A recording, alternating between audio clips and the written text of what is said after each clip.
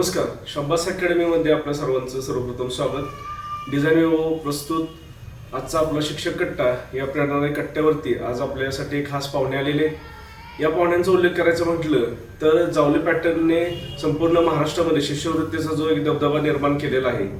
या शिष्यवृत्ती पॅटर्नमधीलच आपल्या सर्वांना प्रेरणा देणारं आदरणीय व्यक्तिमत्व श्री समीरजी आगलावे सर यांचं सर्वप्रथम स्वागत. नमस्ते सर. नमस्कार सर.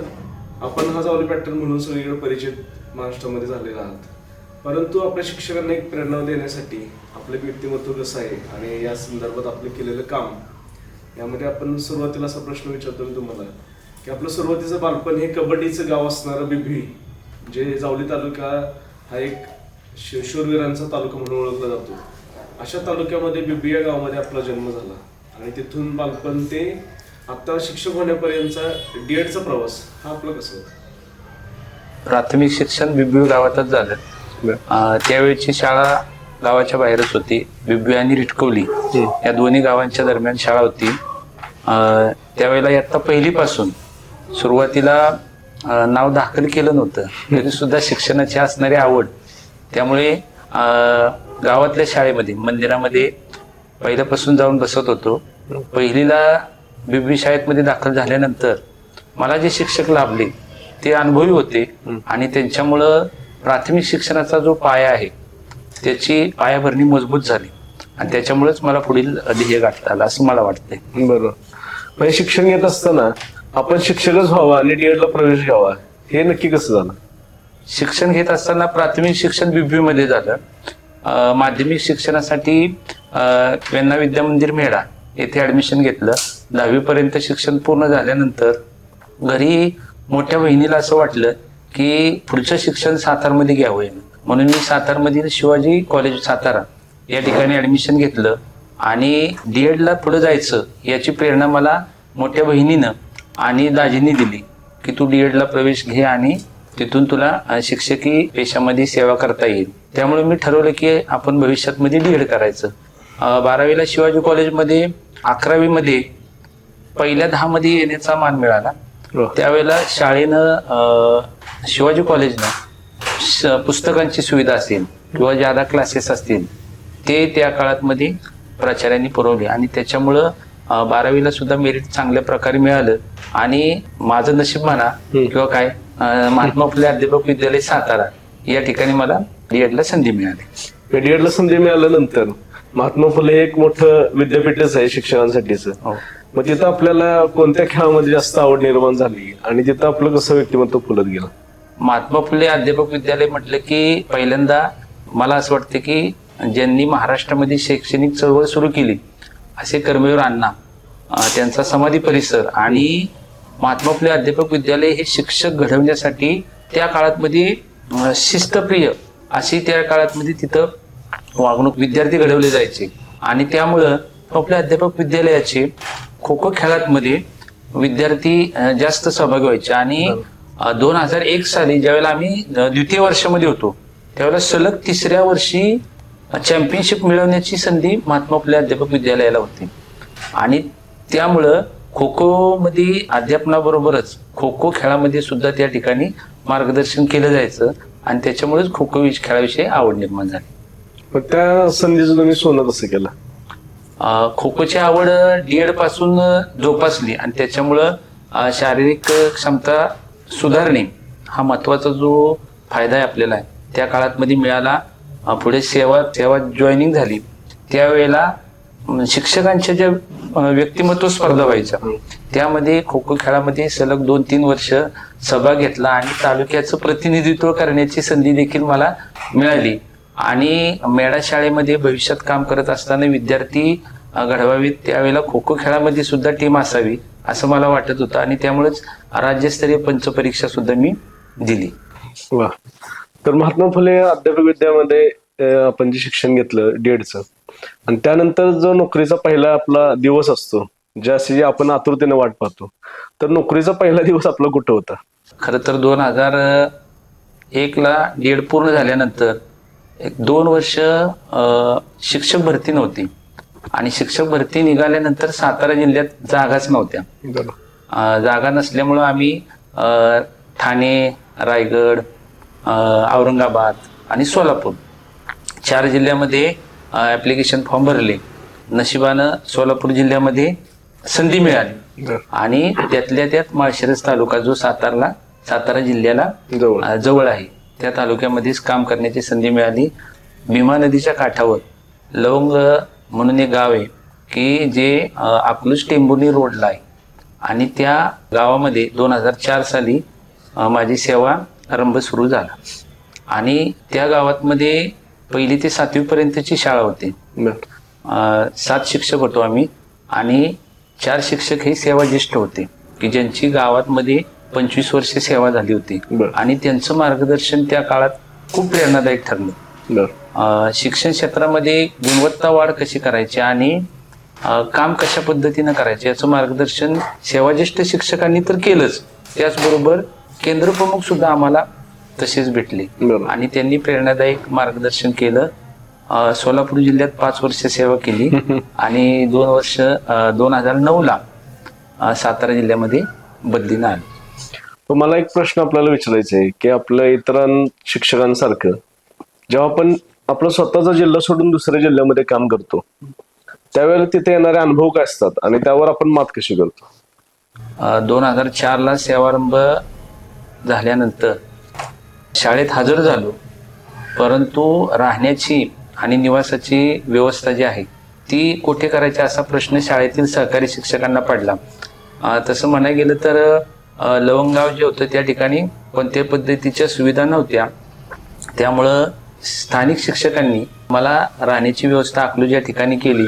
त्यावेळेला शिक्षक पतसंस्था होती की ज्यामध्ये परजिल्ह्यातील शिक्षक निवास करत होते आणि स्थानिक शिक्षकांनी देखील आमची सोय त्या ठिकाणी केली, कोणत्याही पद्धतीचं रूम भाडं न घेता, कारण त्यावेळेला पगारच खूप कमी होता आणि अशा वेळेला त्यांनी सहकार्य केल्यामुळेच आपल्याला ते त्या ठिकाणचं 3 वर्षाचा कालावधी पूर्ण व्यवस्थित करता आला.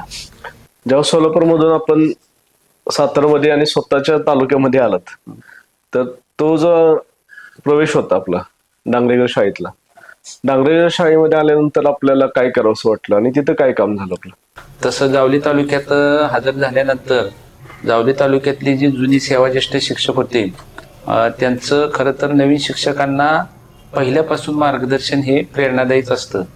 डांगरेगर शाळा ही गुणवत्तापूर्ण आणि शिष्यवृत्तीला विद्यार्थी धारक करणारी अशी शाळा होती. त्या शाळेमध्ये काम करण्याची संधी मिळाल्यामुळं जुनी सेवाज्येष्ठ शिक्षक होते त्यांनी पहिल्यापासूनच शिष्यवृत्तीमध्ये, क्रीडा क्षेत्रामध्ये आणि विद्यार्थी व्यक्तिमत्व स्पर्धा यामध्ये काम करण्यासंदर्भात मार्गदर्शन केलं आणि त्याच्यामुळंच डांगरेगरला सुद्धा सुरुवातीच्या काळात जी तालुक्यातली सेवा जी आहे ती पायाभरणी चांगल्या पद्धतीनं करण्याची संधी देखील मिळाली. डांगरेगर ही शाळा तशी मोठी आहे म्हणजे ज्यामध्ये पटसंख्या जास्त आहे आणि तिथं तुम्हाला काम करायची संधी मिळाली. त्यानंतर आपली जी बदली झाली ते अतिदुर्गम असणारं डोंगरावरचं निपाणीमुरा हे गाव होतं आणि निपाणीमुऱ्यामध्ये जिथं जास्त संकट तिथं आपलं काम जास्त उंचावून आलं. याचं कारण की आपण तिथं शाळा बनवलेली ISO शाळा होती, जिथं खूप पाऊस पडतो, जिथं खूप डोंगर आहे, जिथं जाण्याची सोय नाही आणि अशा ठिकाणी आपण ISO शाळा बनवली. या मागचं काय कष्ट होते? तसा विचार केला तर निपाणीमुरा शाळा ही समायोजनाने मिळाली. त्यावेळीला निपाणीमुरा शाळेत जाण्यासाठी रस्त्याचा कोणताही मार्ग नव्हता. आता नवीन मार्ग झाले, त्या काळात मध्ये चालत जावं लागत होतं. हजर होण्यासाठी मी निपाणीमुऱ्याच्या पायथ्याला माते वागदरे गाव आहेत त्या गावी 2 व्हीलर लावून तिथून 1 तासाचा प्रवास डोंगरानं करून निपाणीमुऱ्यामध्ये ऑगस्ट महिन्यामध्ये गेलो होतो. त्यावेळेला पावसाळ्याचे दिवस होते, धुकं होतं, शाळा सापडत नव्हती. त्याच वेळेला एक स्थानिक रहिवासी होते, त्यांनी मला त्या शाळेपर्यंत नेलं, शाळा दाखवली आणि तिथून शाळेत हजर झालो.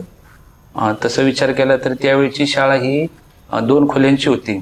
खोल्या ह्या जुन्या होत्या आणि पावसाळी हवामान असल्यामुळं म्हणजे दुर्गम क्षेत्र आहे आणि त्यामुळं तिथं खोल्या दुरुस्तीला आल्या होत्या. त्यावेळेला त्या ग्रामस्थांची जी मागणी होती की आमच्या शाळेमध्ये चांगल्या खोल्या व्हाव्या, चांगल्या प्रकारचं शिक्षण आमच्या मुलांना मिळावं, कारण त्या शाळेमध्ये जवळपास 30 ते 40च्या दरम्यान पट होता. बरोबर, चांगलं पट. 2 शिक्षक होते आणि बामनोली मिठामध्ये द्विशिक्षकी शाळांमध्ये जास्त पट असणारी शाळा होती. बरोबर. सुरुवातीला दुर्गम भागात काम करण्याचा अनुभव नसल्यामुळं मन रमत नव्हतं. त्यानंतर ज्यावेळेला मी निपाणी मुरा शाळेमध्ये बांधकाम केलं त्यावेळेला 2 खोल्यांची दुरुस्ती नवीन बांधकाम केलं आणि त्या बांधकाम करण्यामध्ये निपाणी मुरा गावचे ग्रामस्थ सरपंच यांचं खूप सहकार्य लाभलं. बरोबर. निधी कमी असताना देखील दुर्गम भागात काम करणं बांधकामाचं काम करणं शक्य नव्हतं. तरी देखील त्या ग्रामस्थांनी श्रमदानातून पाया भरणे असेल किंवा इमारतीचा पाया भरत असताना भराव टाकणे, इमारत झाल्यानंतर शैक्षणिक उठाव असेल त्यासाठी खूप मदत केली आणि त्याच्यामुळेच त्या गावाला पहिलं ग्रामस्थ आणि शिक्षक यांच्यामध्ये जोपर्यंत एक विश्वासाची नाळ जुळून येत नाही तोपर्यंत गाव सहकार्य करत नाही. मी तालुक्यातीलच असल्यामुळं तेथील लोकांना वाटत होतं की शिक्षक आपल्या गावामध्ये चांगलं काम करतायत आणि यांना सहकार्य केलं पाहिजे. त्यामुळं बांधकाम झाल्यानंतर स्थानिक पदाधिकाऱ्यांनी सुद्धा आम्हाला सहकार्य केलं आणि त्याच्यामुळं ती शाळा ISO मानांकनापर्यंत पोहोचू शकली. त्यावेळेचे तत्कालीन गट शिक्षण अधिकारी माननीय रमेश चव्हाण साहेब यांनी त्या संदर्भामध्ये मार्गदर्शन केलं. गावातील लोकांनी 2014 साली 2 लाखापर्यंतचा उठाव केला. त्यामुळं त्या शाळेमध्ये संगणक असेल, प्रोजेक्टर असेल याची उपलब्धता करता आली आणि त्यामुळे ती शाळा डिजिटल झाली सुरुवातीला आणि त्याच्यानंतर दुसऱ्या वर्षी ISO मानांकन झाली. बरोबर. म्हणजे ज्या शाळेला रस्ताच नव्हता तिथं तुम्ही इंटरनेट पोहोचवलं. हे जे काम केले अद्वितीय, यासाठी तुम्हाला तालुक्याचा सुद्धा आदर्श पुरस्कार मिळाला. हो. त्याचबरोबर त्यानंतरची बदली झाली ती तुमची शाळा मेढा, जे एक शिक्षणाचं माहेरघर तालुक्याचं समजलं जातं, आणि या ठिकाणी बदली झाल्यानंतरची काय तुमची सुरुवात होती? तालुक्यात हजर झाल्यानंतर मेढा शाळेत काम करण्याची इच्छा पहिल्यापासूनच होती. त्यावेळेला आत्ताचा जो बदल्याचा सुगम दुर्गमच्या संदर्भामध्ये जो शासन निर्णय आहे तो त्या काळात नव्हता. भविष्यात मध्ये आपल्याला मेढा शाळेत काम करायला संधी मिळेल असं मनात सुद्धा नव्हतं, परंतु काम करण्याची इच्छा मात्र पहिल्यापासून होती. निपाणी मोऱ्यातून बदली झाल्यानंतर पहिलाच प्रेफरन्स मी मेढा शाळेचा दिला होता आणि मेढा शाळेत 2018 साली 18-19 मध्ये बदली झाल्यानंतर मेढा शाळेमध्ये पहिल्यांदाच शिष्यवृत्तीचं काम करावं लागणार आहे. हे त्यावेळेचे मुख्याध्यापक माननीय सुरेशजी शेलार सर यांनी मला सांगितलं होतं की तुला शिष्यवृत्तीचं काम मेढ्यात करायचंय आणि तू पहिल्या वर्षी 4थीचा वर्ग घे. 4थीचा वर्ग घेतल्यानंतर 1 वर्षामध्ये त्या विद्यार्थ्यांची शिष्यवृत्तीची पायाभरणी करणे, त्यांची मूलभूत क्रियापासून वाचन असेल, लेखन असेल आणि इतर सर्व विषयाच्या संदर्भाने त्यांची मराठी विषयातील शब्दसंपत्ती वाढवणे, त्यांना इंग्रजी विषयामधील शब्दसंपत्ती वाढवणे, ह्या सगळ्या गोष्टी साध्य करण्यासाठी 1 वर्षापासून तयारी केली. यामध्ये महत्त्वाचा भाग असा होता की मला जे सहकारी शिक्षक भेटले शांताराम सपकाळ सर, की ज्यांनी मला शिष्यवृत्तीचा त्यांना अनुभव होता आणि ते मला वारंवार सांगायचे की समीर या पद्धतीनं आपल्याला जावं लागेल. मग त्यांचं अनुभव आणि माझं नियोजन, बरोबर, या 2 गोष्टींचा मेळ घालत आम्ही 5वी शिष्यवृत्तीचा जो यश आहे ते संपादन करता आलं. 2019-20 मध्ये तोच वर्ग 5वीला आला. 5वीला आल्यानंतर सुरुवातीपासून सकाळी 9 ते सायंकाळी 7-8च्या दरम्यान या वेळेत मध्ये अध्यापन करत होतो. विद्यार्थ्यांचा अध्यापन करत असताना शारीरिक आणि मानसिक या 2 गोष्टींचा मेळ घालावा लागतो. बरोबर. आपण मला सपकाळ सर वारंवार सांगायचे की तुम्ही त्यांना 4 नंतर 1 तास खेळू द्या. बरोबर. ते जितका वेळ खेळतील तेवढी मेंटली फ्रेश होतील आणि तुम्हाला जास्त चांगल्या पद्धतीचा रिझल्ट मिळेल. त्यामुळे ते या पद्धतीमुळे जिथं चुकेल तिथं मार्गदर्शन करायचं. त्यावेळेला तालुक्यामध्ये शिष्यवृत्तीचे जे मार्गदर्शक शिक्षक होते राज्यस्तरापर्यंत ज्यांनी काम केलं होतं, जावलीमध्ये म्हणजे शिष्यवृत्तीची पंढरी, आणि यामध्ये भरपूर असे शिक्षक होते की ज्यांच्याकडून प्रेरणा मिळायची की तू शिष्यवृत्तीमध्ये काम करतोयस, तुला चांगलं यश मिळेल. आणि शाळेतले सहकारी सगळ्यात महत्वाचं म्हणजे शाळेमध्ये जे सहकारी शिक्षक होतं त्यांनी एक टीम प्रमाणे काम केलं आणि त्याच्यामुळं शेवटच्या टप्प्यामध्ये विद्यार्थ्यांना मार्गदर्शन करत असताना शिक्षकांनी सुद्धा सहकार्य केलं आणि पालकांनी केलं. बरोबर. पालकांना ज्या ज्या विषयाची सराव संच मार्गदर्शिका उपलब्ध करायला सांगितली ती त्यांनी वेळच्या वेळी उपलब्ध करून दिली. शेवटच्या टप्प्यामध्ये तालुक्याचं नियोजन असायचं की टॅलेंट बॅच निवडली जायची बरोबर. आणि त्या टॅलेंट बॅच मध्ये मार्गदर्शक हे तालुक्यातील तज्ज्ञ शिक्षक असायचे, त्यांचं मार्गदर्शन झालं. शाळेतील सहकारी शिक्षकांचं मार्गदर्शन झालं आणि त्याच्यामुळं विद्यार्थ्यांची प्रगती करत असताना आम्हाला असं वाटायचं की आम्ही अजून कमी आहे आणि ही कमतरता जी आहे हे आम्ही पूर्ण करत गेलो. विद्यार्थ्यांमध्ये शिष्यवृत्तीमध्ये त्यांचं गुणांकनानुसार वेगवेगळे गट केले आणि त्या गटांना आम्ही 2-3 मार्गदर्शन करत होतो. मग त्याच्यामुळे असं झालं की जिथं चुका होत्या तिथं मार्गदर्शन शेवटच्या टप्प्यात. वेळ तर वाढीव द्यावीच लागते, वेळ वाढीव दिल्याशिवाय शिष्यवृत्तीमध्ये यश मिळत नाही. त्याचबरोबर अनुभवी आणि मार्गदर्शन शिक्षक आहेत त्यांचं मार्गदर्शन आणि शाळेतील सहकारी शिक्षक मुख्याध्यापक असतील आणि सर्व सहकारी शिक्षक वृंद यांचं सुद्धा मार्गदर्शन मिळणं गरजेचं असतं. त्याचं असं झालं की आम्ही वर्षभर अध्यापन केलं आणि ज्यावेळेला निकाल लागला त्यावेळेला निकाल विनायक सरांनी बघितला, विनायक करंजेकर सरांनी निकाल पाहिला आणि ते म्हणले आपले राज्य यादीत 4 विद्यार्थी आहेत आणि एकूण 10 विद्यार्थी आपले शिष्यवृत्ती धारक झालेले आहेत. आणि एकदा काम झालं की त्याच्यानंतर जो वर्ग दुसऱ्याकडे येतो त्याला थोडंसं आपल्याला सुद्धा या पद्धतीनं काम केलं पाहिजे अशा पद्धतीची प्रेरणा मिळते आणि त्यामुळं हे सातत्य दरवर्षी सतत मेढा शाळेत दिसून येत होतं. तोच वर्ग 8वी पर्यंत नेला. 8वी शिष्यवृत्ती असेल, NMMS असेल, या दोन्ही परीक्षांमध्ये काम करता आलं. त्यावेळेचे माझे सहकारी होते माननीय संजय आटाळे सर की जे आता केंद्र प्रमुख आहेत पाटणला. त्यांनी सुद्धा खूप मार्गदर्शन केलं. म्हणजे प्रत्येक वेळेला मला अनुभवी शिक्षक हा जोडीला मिळत होता आणि त्यांचं मार्गदर्शन ते पण असंच नियोजन, त्यांचा अनुभव आणि माझं नियोजन. मग त्यावेळेला आम्ही 8वी शिष्यवृत्तीला 6 विद्यार्थी शिष्यवृत्ती धारक केले. NMMS परीक्षेमध्ये 5 विद्यार्थी आणि सारथी शिष्यवृत्तीमध्ये 12 विद्यार्थी त्या वर्षी आम्हाला हे संपादन करता आलं. त्याच्यामुळं मेढा शाळेचं नाव लौकिक इतका वाढत गेला की तालुक्याला जे तहसीलदार होते माननीय कोळ साहेब त्यांनी सुद्धा त्यांचा मुलगा आमच्या मेढा शाळेत दाखल केला होता. आणि साहेबांची अशी इच्छा होती की मला शिष्यवृत्ती धारक माझा मुलगा झाला पाहिजे आणि तो तुम्ही नक्की कराल असा विश्वास त्यांना शिक्षकांवरती होता आणि त्यामुळे तो विद्यार्थी सुद्धा शिष्यवृत्ती धारक झाला.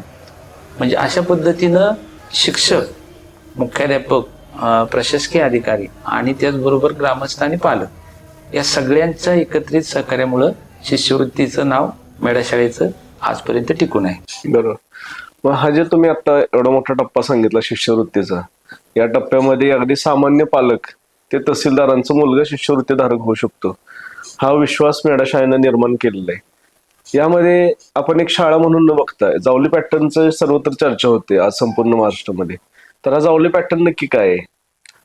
जावली पॅटर्नचा इतिहास हा खूप जुना आहे. जे जुने सेवाज्येष्ठ शिक्षक आहेत त्यांनी प्रत्येक शाळेवरती त्यांचं जे काम होतं शिष्यवृत्तीचं हे काम पहिल्यापासून म्हणजे वेळेचं कोणतंही बंधन न पाळता काम केलेलं होतं आणि त्याच्यामुळं जुन्या लोकांचं काम पाहूनच आम्हाला प्रेरणा मिळत होती. त्याच्यामुळं तालुक्यातील शिक्षक असो किंवा जिल्ह्यातील कोणताही शिक्षक की जो तालुक्यात कार्यरत आहे तो त्याच प्रेरणेनं आणि तत्परतेनं जिद्दीनं चिकाटीनं काम करत होता आणि त्याच्यामुळेच ते सातत्यपूर्ण यश मिळत गेलं आणि त्यामुळे हा पॅटर्न अबाधित राहिला. बरोबर. जसं शिष्यवृत्तीमध्ये आपलं काम आहे उच्च दर्जाचं, तसंच गणित हा सर्वांना अवघड वाटणारा विषय असतो आणि गणितामध्ये आज आपण पाहिलं की धावत्या युगामध्ये सर्वांच्या हातात मोबाईल आहे. या मोबाईलचा वापर आपण करून मुलांना गणिताची एक आवड निर्माण केली आणि गणिताचं जो मोठं काम आपण आपल्या शाळेमध्ये केलं तर ती काय नक्की गोष्ट होती? महाराष्ट्र राज्य परीक्षा प्रशिक्षण परिषद पुणे आणि खान अकॅडमी यांच्या संयुक्त विद्यमाने गणित अध्ययन संपादन वृद्धी कार्यक्रम 22 पासून सुरू झाला आणि त्याचबरोबर शिक्षा सारथी मोहीम या दोन्ही कार्यक्रमांतर्गत आमची शाळा सुरुवातीला आदर्श शाळा म्हणून यामध्ये सहभागी होती.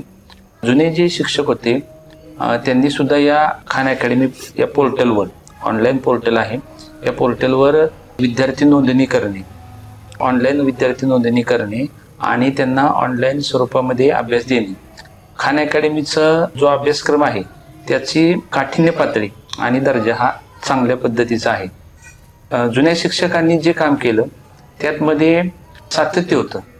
सलग 2 वर्ष खान अकॅडमी पोर्टलवर शिक्षक आणि विद्यार्थी सहभागी होते. त्याच्यामुळं खान अकॅडमी मार्फत शिक्षकांना गणित किट पुरवण्यात आली आणि शिक्षा सारथी मोहीम यामध्ये 2024-25 मध्ये जो सहभाग झाला त्यामध्ये शाळेतील 507 विद्यार्थ्यांपैकी जवळपास 350 विद्यार्थी सहभागी होते. हां, आणि यामध्ये या विद्यार्थ्यांना ऑनलाईन रजिस्ट्रेशन केल्यानंतर शुक्रवारी आम्ही अभ्यास द्यायचो. शुक्रवारी दिलेला अभ्यास जो आहे तो 7 दिवसामध्ये पूर्ण करायचा. मग बऱ्याच पालकांकडं मोबाईलची समस्या असायची, मग आम्ही शाळेमध्ये टॅबवर हा अभ्यास सोडून घ्यायचो.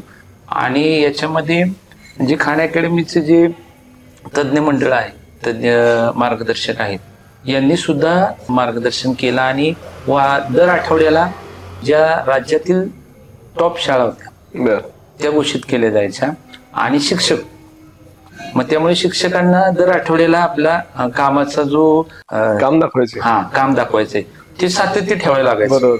आणि हे सातत्य वर्षभर कायम असंच होतं. कायम मेडा शाळा पहिल्या 10 मध्ये असायची आणि त्याच्यामुळं शेवटच्या टप्प्यात मध्ये खान अकॅडमीनं दिल्लीला एक वेबिनार ठेवला होता आणि त्यामध्ये आमच्या शाळेतील एका शिक्षकाची निवड झाली आणि त्यांना दिल्लीला त्या वेबिनारला सहभागी होता आलं. मग ह्या पद्धती त्याचप्रमाणे त्यांनी ॲमेझॉन किट सर्व सहभागी शिक्षकांना सुद्धा त्यावेळेला दिली. मग ही प्रेरणा आणि हे सातत्य आणि विद्यार्थ्यांच्या गुणवत्तेत होणारी वाढ यामुळे गणितामध्ये विद्यार्थ्यांना गणित हा विषय सोपा वाटू लागला.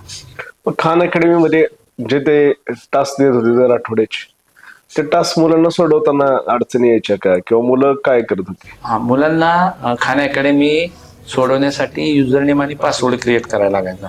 शिक्षकांनीच हा युजरनेम पासवर्ड क्रिएट केला. ज्या पालकांना या समस्या येत होत्या सोडवण्यासंदर्भात ते विद्यार्थी शनिवारी शाळेमध्ये 1 तासासाठी मोबाईल आणायचे. त्या काळात मध्ये शिक्षक त्यांना मार्गदर्शन करायचे, लॉग इन करून द्यायचे, स्वाध्याय कशा पद्धतीनं सोडवायचा याचं मार्गदर्शन करायचे आणि त्याच्यामुळं एकदा विद्यार्थ्यांना माहिती झाली की पुढच्या आठवड्यामध्ये ते घरी सोडवू लागले. बरोबर, यासाठी तुम्ही मदत केली आणि मुलांची गणिताची गोडी वाढली. हो, जसं मुलांचं गणित चांगलं आहे त्याचप्रमाणे आपल्याकडे बघितलं तर आपलं हस्ताक्षर हे खूप चांगलं आहे आणि या सुंदर हस्ताक्षराचा उपयोग आपण सतत विद्यार्थी व्यक्तिमत्व विकास स्पर्धांमध्ये, हस्ताक्षर स्पर्धेत मेडा शाळेचं नाव हे सलग 3 वर्ष आपण जे आणलं, त्यामागचं कष्ट काय होते? हस्ताक्षराची आवड खरं तर माध्यमिक शिक्षणापासूनच मिळाली. मेडा शाळेमध्ये हस्ताक्षर स्पर्धा, विद्यार्थी व्यक्तिमत्व स्पर्धा ज्या होत्या त्यामध्ये हस्ताक्षर स्पर्धेमध्ये विद्यार्थी आपले जिल्ह्यापर्यंत प्रथम यावे हे पहिल्यापासूनच वाटत होतं. त्यासाठी हस्ताक्षर ही एक साधना आहे मला असं वाटतं की जी 1 आणि 2 महिन्यामध्ये साध्य होत नाही. त्याच्यासाठी वर्षभर मेहनत घ्यावी लागते. आणि जो विद्यार्थी हस्ताक्षर स्पर्धेमध्ये आपलं नैपुण्य सिद्ध करतो तो विद्यार्थी हा शांत स्वभावाचा असतो. मी जे विद्यार्थी जिल्ह्यापर्यंत नेले ते सर्व विद्यार्थी असेच होते की जे शांत होते आणि मन लावून करणारे विद्यार्थी होते. म्हणजे संयम महत्वाचा असतो. आणि त्या विद्यार्थ्यांना सुरुवातीच्या काळात मध्ये मुळाक्षर लेखन हे वळणदार कशा पद्धतीनं काढलं पाहिजे, लेखनाच्या ज्या नियम आहेत ते नियम सर्व विद्यार्थ्यांना सांगितले आणि त्याच्यामुळे ते विद्यार्थ्यांना रोज एक 10 ओळी लेखन, सुरुवातीच्या काळात अक्षरानंतर वाक्य आणि नंतर परिच्छेद या टप्प्यानं त्यांच्या लेखनात मध्ये सुधारणा करत गेलो. प्रथम वर्षी जिल्ह्यावर 1 विद्यार्थी म्हणजे दरवर्षी विद्यार्थी सिलेक्ट होत गेले आणि त्याच्यामुळं पुढे तर कटनिपचा सुद्धा वापर करता लागला. गतवर्षी कटनीपचा वापर केला नाही, त्याच्यामुळं 3रा नंबर आला. चालू वर्षी कटनीपचा वापर करून त्या पद्धतीनं वर्गातील 40 विद्यार्थ्यांपैकी जवळपास 20 विद्यार्थी कटनीपचा वापर करतायत आणि त्यांचं सुद्धा हस्ताक्षर चांगल्या पद्धतीनं हे सुधारत आहे आणि त्यांच्यामध्ये प्रगती होत आहे. बरोबर. जे आपण प्रेरणा इतरांना देत असतो त्यामध्ये चाकोरी बाहेर जाऊन काम केल्याशिवाय आपल्याला कुठली गोष्ट साध्य होत नाही असं आपण म्हणतो. त्याचप्रमाणे आपण जसं हस्ताक्षर सुधारलं तसंच प्रश्नमंजुषेमध्ये सलग 3 वर्ष मेळा शाळा ही विद्यार्थी व्यक्तिमत्व विकास स्पर्धेमध्ये सहभागी होते. तर या मागचं काय गोष्ट आहे? प्रश्नमंजुषा हा विषय गुणवत्ता तुमच्या वर्गाची गुणवत्ता किती आहे हे प्रश्नमंजुषेतून दिसून येते. सिद्ध. प्रश्नमंजुषेसाठी जास्त फायदा मोठ्या गटामध्ये जर झाला तर तो 8वीच्या वर्गाचा. जिल्हा परिषद शाळा म्हटलं की 7वी पर्यंतचे वर्ग असतात. 8वीचा वर्ग आणि NMMS परीक्षा की ज्याच्यामध्ये 6वी 7वी 8वी या 3 विषयाचा अंतर्भाव असतो. तिन्ही इयत्तांचा यामध्ये समावेश असतो. तिन्ही इयत्ता जर आपण चांगल्या पद्धतीनं मार्गदर्शन केलं आणि अभ्यास करून घेतला विद्यार्थ्यांकडून तर आपल्याला प्रश्नमंजुषेमध्ये यश मिळवता येते. त्यासाठी सर्व विषय मराठी, इंग्रजी, परिसर आणि समाजशास्त्र आणि सामान्य ज्ञान या विषयांची तयारी विद्यार्थ्यांकडून करून घेण्यासाठी प्रश्नपेढी निर्मिती असणं एक आवश्यक आहे. त्यासाठी आम्ही पाठ्यपुस्तकामध्येच प्रश्न निर्मिती केली होती की ज्याच्यामुळे विद्यार्थ्यांची प्रश्नाची तयारी चांगली झाली आणि आम्हाला जिल्हा स्तरावरती यश संपादन करतात. नक्कीच. प्रश्नमंजुषा हा तसा अवघड विषय आणि तो गुणवत्ता सिद्ध करतो. मेळा शाळा सलग बरेच वर्ष करत आलेले आहे. त्यानंतर आपण PM-श्री शाळा आदर्श शाळेमध्ये आपली शाळेची निवड झाली आणि त्यानंतर शाळेचं सगळं रूप बदललं. यामध्ये लोकसहभाग असेल आणि इतर सर्व कामं ज्यामुळे शाळा ही एक उच्च दर्जाला जाते.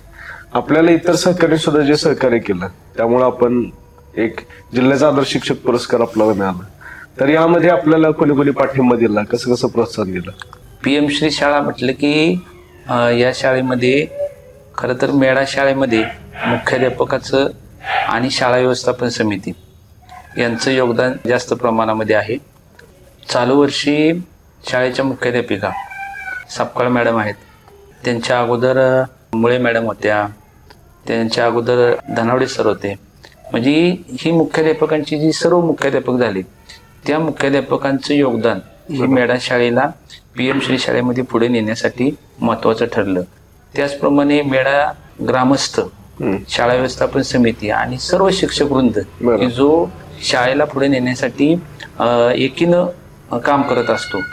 त्यामध्ये असं कोणताही आमच्यामध्ये दुजाभाव नसतो की बाबा हे काम एकाच शिक्षकाने केलं पाहिजे. जिथं कमी पडेल तिथं सर्व शिक्षक सहकार्य करतात. आणि जागरूक ग्रामस्थ आणि पालक वर्ग, पालकांच्या सहकार्यातून शाळेमध्ये CCTV कॅमेरे बसवता आले. पालकांनी सहकार्य केलं आणि त्याच्यामुळं शाळा जी आहे ती आज PM-श्री शाळांमध्ये उत्कृष्ट पद्धतीनं काम करत आहे. नक्कीच. जसं आपण शाळा म्हटलं की आपण एक झोकून देतो तसंच आपल्याला कोणीतरी प्रेरणा देत असते किंवा आपल्याला कोणीतरी पाठिंबा देत असतं. असे आपले पाठिंब्याचे हात कोण होते? सुरुवातीपासून सांगायचं झालं तर मोठी बहीण जी अंगणवाडी शिक्षिका आहे, दाजी अर्जुन धुंदळे, बहीण मालन धुंदळे आणि मोठे बंधू राजू जाधव की ज्यांनी 12वी पासूनचा जो माझा शैक्षणिक वाटचाल प्रवास होता त्यामध्ये त्यांनी कायम मला सहकार्य केलं. त्याच पद्धतीनं मोठे बंधू सचिन नागलावे आणि चुलते हे आणि घरातले सर्वच कुटुंबीय. त्याचप्रमाणे आता जी शैक्षणिक वाटचाल झाली त्यामध्ये आई आणि पत्नी या दोघांचाही मोलाचा हातभार होता. पूर्णपणे घर त्यांनी सांभाळल्यामुळे मला घराबाहेर जास्त वेळ देता. त्याच्यामुळं पत्नी ही शिक्षिका आहे. त्याच्यामुळे तिने सुद्धा यामध्ये शिक्षण क्षेत्रातल्या ज्या समस्या आहेत त्या दोघांना माहिती असल्यामुळं तिचं सुद्धा योगदान खूप लाभलं. प्रशासकीय अधिकारी म्हणाल तर गट शिक्षण अधिकारी म्हणून 2018 मध्ये माननीय रमेश चव्हाण साहेब होते. त्यानंतर तर अधिकारी कल्पना तोडरमळ मॅडम, त्यानंतर गट शिक्षण अधिकारी म्हणून लाभलेले माननीय संजय धुमाळ साहेब, तर अधिकारी चंद्रकांत कर्णे साहेब, केंद्रप्रमुख अलका सपकाळ मॅडम आणि मेळा शाळेतील मला लाभलेले सर्व मुख्याध्यापक, मग सुरुवातीला सुरेश शेलार सर होते, त्यानंतर नंदकुमार शिंदे सर होते, हनुमंतराव धनावडे सर होते, त्यानंतर माननीय संजीवनी मुळे मॅडम होत्या आणि आत्ता असणाऱ्या आमच्या मुख्याध्यापिका रंजना सपकाळ मॅडम. आणि मला शिक्षण क्षेत्रामध्ये म्हणजे जी आमची चर्चा असायची त्या चर्चेमध्ये सहभागी असणारे माझे मित्र सुधाकरजी दुंदळे सर असतील, विक्रमजी लकडे सर असतील, त्याचप्रमाणे तंत्रज्ञानामध्ये माहिती देणारे अनंत इंग्लिश स्कूल सातारचे अविनाश आगलावे सर, विशालजी जामदाडे सर असतील, त्याच पद्धतीनं आमच्या बिब्बी गावातील जे शिक्षक होते त्यामध्ये माननीय विजयजी बांदल सर आहेत, त्याचप्रमाणे आमच्या गावचे ग्रामस्थ आणि मेढा गावातील सर्व ग्रामस्थ आणि पालक, विशेष म्हणजे पालकांना गुणवत्तेसाठी जे जे योगदान मागितलं ते पालकांनी पूर्ण केलं आणि त्याच्यामुळं शिष्यवृत्ती असेल किंवा विद्यार्थी व्यक्तिमत्व स्पर्धा असतील किंवा PM श्री शाळा असेल यामध्ये मेढा शाळेमध्ये काम करता आलं. बरोबर. शिष्यवृत्तीमध्ये राज्य मार्गदर्शक जे होते ते Sampatji Shelar sir, ND Dhanawade sir, Shyamraoji Junkare sir, Namdev Junkare sir, ही जी दिग्गज मंडळी आहेत त्यांचं खूप योगदान लाभलं मला. आणि त्याचबरोबर मग शिष्यवृत्तीचं कामकाज करणारे सुनील माने सर असतील, विनायकजी करंजेकर सर असतील आणि शाळेतील सर्व शिक्षक वृंद की जो सातत्यानं काम करण्यासाठी प्रेरणा देत होता. या सर्वांच्या सहकार्यामुळे आजपर्यंतची शैक्षणिक वाटचाल साध्य करता आली. बरोबर. एक शेवटचा प्रश्न विचारतो की आपण जसं चाकोरी बाहेर जाऊन वेळ स्वतःचा जास्त देऊन विद्यार्थ्यांची गुणवत्ता वाढवली, शाळेचं नाव झालं आणि आपल्याला पुरस्कार देखील मिळाले, आपण पुरस्कारासाठी कधी काम केलं नाही, परंतु इतर शिक्षक जे आता काम करतात त्यांना आपण काय संदेश द्याल? महत्वाचं म्हणजे तुम्हाला जर विद्यार्थ्यांची गुणवत्ता आणि तळागाळातील विद्यार्थी आहेत त्यांना जर तुम्हाला गुणवत्तापूर्ण शिक्षण द्यायचं असेल तर सर्वप्रथम म्हणजे मी तर वेळेचं बंधन कधी पाळत नाही. बरोबर. जेवढा वेळ तुम्ही जास्त विद्यार्थ्यांना द्याल तेवढे विद्यार्थी तुमचे गुणवत्तापूर्ण घडतील. त्याचप्रमाणे शाळा कोणती असू द्या, मग ती मेढा शाळा असू द्या किंवा निपाणी मोरा असू द्या किंवा इतर डांगरेकर शाळा असू द्या, तिन्ही शाळांमधली जर भौगोलिक परिस्थिती आपण पाहिली तर ती वेगवेगळी होती. पण या तिन्ही शाळांमध्ये सुद्धा मी त्याच ऊर्जेनं काम केलं आणि म्हणजे मनातून एक कायम अशी प्रेरणा मिळत होती की तुला हे करायचंय, तुला हे साध्य करायचं आणि तू हे करू शकतोस. आणि त्याच्यामुळं मला असं सांगावं वाटतं की आपण जे काम करतोय त्याच्यातून आपल्याला समाधान मिळालं तर ते आपलं काम चांगलं झालं असं मला वाटतंय. बरोबर. आणि याच पद्धतीने मी काम करत गेलो आणि त्याच्यातून मला म्हणजे पॉझिटिव्ह एनर्जी मिळत गेली आणि आजपर्यंत इथपर्यंत पोहोचलो. यशाची बीज तुम्ही पेरली आणि घवघवीत यश तुम्हाला मिळाले. या सर्व गोष्टींसाठी आणि येणाऱ्या सर्व उपक्रमांसाठी शाब्बास अकॅडमी तर्फे आपल्याला खूप खूप शुभेच्छा आणि धन्यवाद. धन्यवाद.